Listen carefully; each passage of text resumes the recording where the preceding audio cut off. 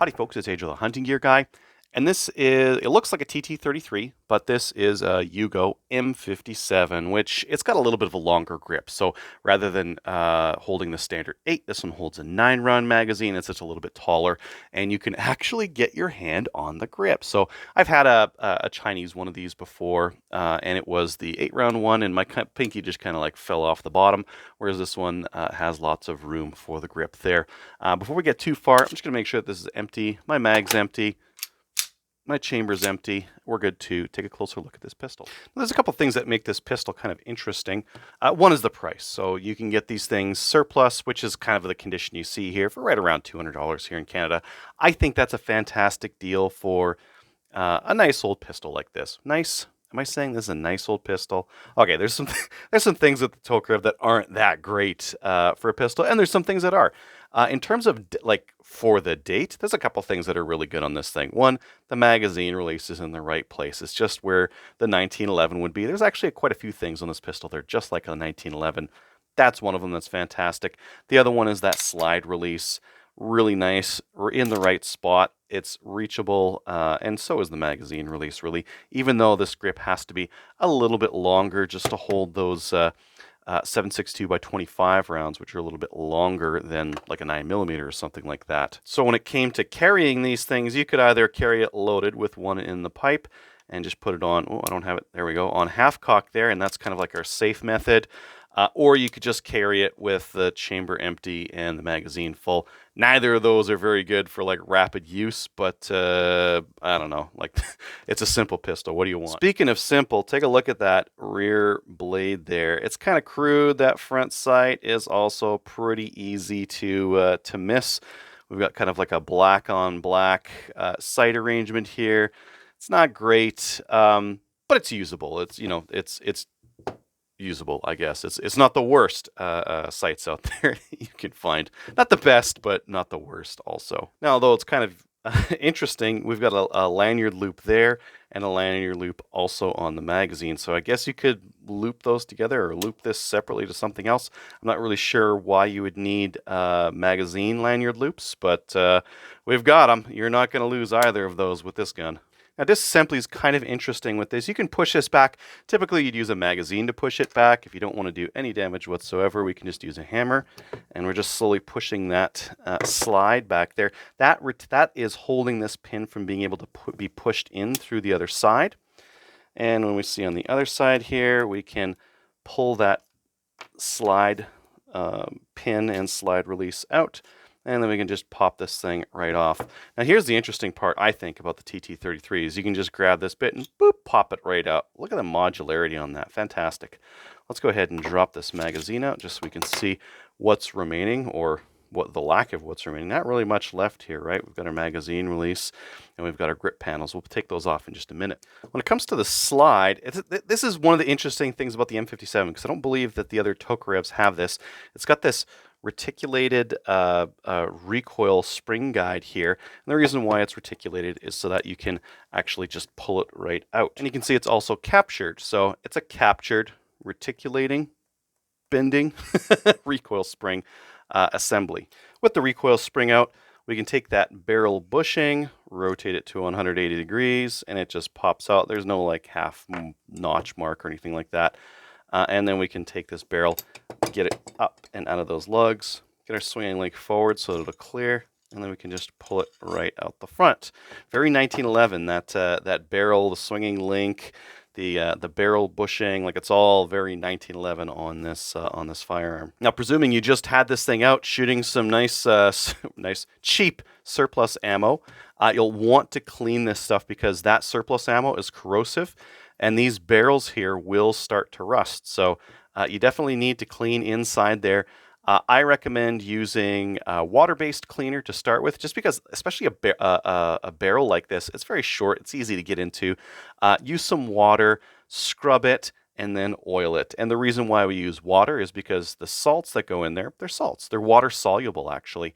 And if you use water, it'll get them right out. If you use oil, oil might do a decent job of like coating it and keeping it from doing any kind of damage, like rusting damage. But if that oil rubs off, those salts can still bring water in and get water into the barrel and start to rust it. So I would recommend just using water just to rinse it out, follow it up with some oil, and then dry patch, and this barrel will be good to go. The other parts you might want to clean, the barrel face here, some of the different components in here, just give them a good wipe down and a good oiling afterwards to keep them nice and clean. Now, if you want to continue taking this down, we can actually remove the firing pin and spring from here, just like we would on many different hammer-based firearms from this era and afterwards, really. So all I'm doing right now is just pushing down on that firing pin and then pulling up on that block there to pull it out. And it's being a little bit stubborn with me. All right, I've got it. There's kind of a sleeve in there that kind of makes this a whole pain in the butt. So I'm just going to pull this off. That spring might go flying. Oh, no, I can't. I retained it. There's our... It's kind of a complicated little part here that we've got. We've got that little bushing at the back. The skinny part faces the back, and it really fits in with this guy right here. So that's what it's supposed to do. And then we also have a spring that bears on it, and then a spring that goes against the firing pin as well. When you first get yours, you'll want to clean these all, get all the cosmoline off. Now, if I wanted to pull the extractor out, I need to get this pin out of there. I'm not going to do that right now because I don't need to, and I don't want to do any damage from hammering that pin out. But that's what you could do if you wanted to. I found that it was easy enough to access that claw from the bottom here and get after it with a dental pick. To reassemble, we're going to take that firing pin, big spring goes over top. That big spring is going to bear against the back of this thing. And then that whole shebang goes into the firing pin channel. There's a very small guide on the back of this thing. And you can see it there. And it's going to fit into a small guide right there. So that's where I know it needs to drop into. What I need to do is push this all in there. And then get this started and kind of sweep it out of the way. I'm going to have to pull this out of the way to do this, though. And I've got that all in there, and I can just confirm that I can still press that down. It's still fitting in that groove there, and we are in the right spot. Next, I'm going to put my barrel in. Anything you see where there's like wear marks on it, just give that a light dose of oil. With a gun like this, you're going to be cleaning it fairly often, so you don't really have to worry about like oil attracting dirt because you're going to be cleaning it anyways, so it doesn't really matter. And then a little bit more towards the muzzle where it engages with that bushing, and then I can make sure that that link is down, and I can get it into the slide there. Grab my barrel bushing, rotate it in. This recoil spring can be a little bit tricky. I'm just going to go ahead and oil it up a little bit. Again, I'm going to be cleaning it anyways. Flip that swinging link up. Now what I need to do is I need to make sure that I get it right through and into that little spot there. There it goes. So I'm pushing it, and then I'm going to push it down into place right there. So we can see we've got the round part on the top and the square part facing down. So that's correctly installed and ready to go. Now there's not really much to do with this hammer block. I just really like how they managed to compartmentalize this whole shebang into one little assembly. I think it's kind of neat how they've managed to do that and get it all into one spot. And it's, again, super convenient to drop into the frame. Speaking of frame, one thing that happens with these sometimes is that the grip panels go loose, and the reason why they go loose is they're not actually held on by very much. Might be a little bit hard to see, but there is a little lever in there that I can just pull down on, and once I've pulled down on it, that grip panel just comes out. There's the lever that I was just pulling on, and all this is when you push this forward, it grabs on right there to the edges of the metal. So not a super durable way of retaining grip panels, but I mean, this thing would still shoot. Like, you could still use it without the grip panel. It would still work. And we can see on the inside, this one is simpler. This one's meant to be accessed after you've got that other one. So you would just flip this out of the way, and that other grip panel would come off as well. And one thing that's kind of interesting, I don't know if you can see it here, but there used to be something happening here. I'm not quite sure. These might have come with a magazine disconnect at some point. So that magazine disconnect might have been engaging in there to stop something from happening. I don't really know.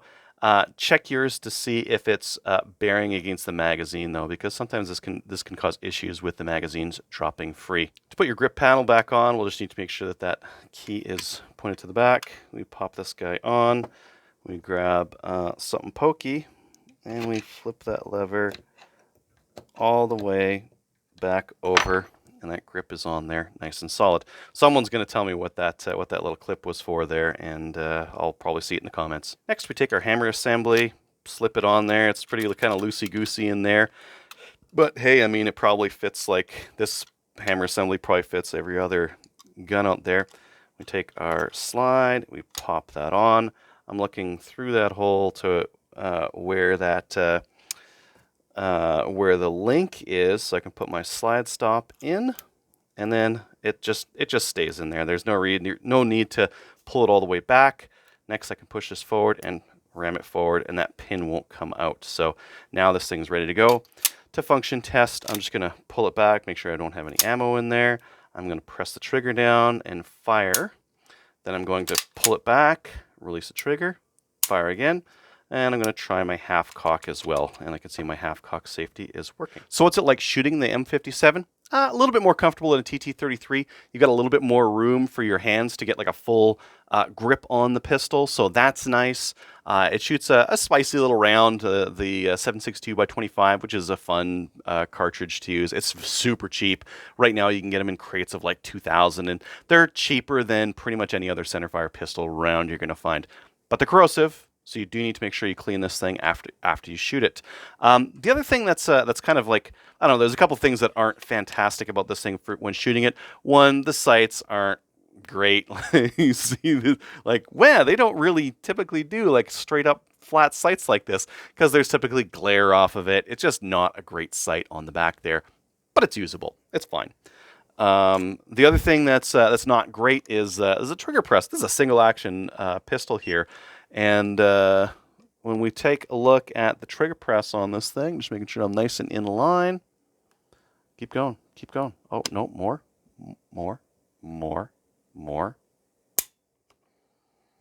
7 pounds, 7-something pounds. It's a bit of a trigger pull on this thing. Let's try that again. Get one more reading for you guys here. I think I was like 712 there.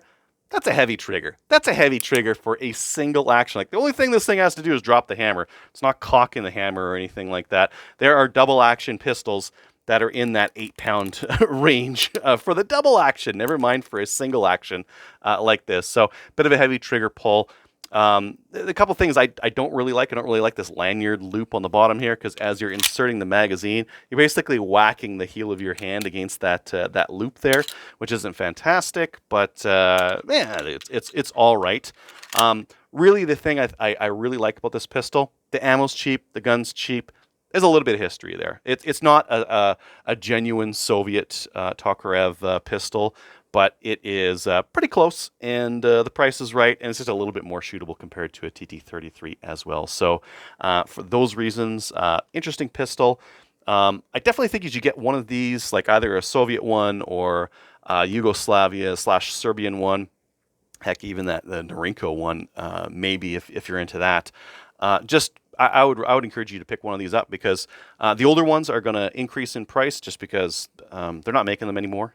Well, no, actually, these guys still are. I believe Zastava is still making the M57s, but they're not making any of the old ones.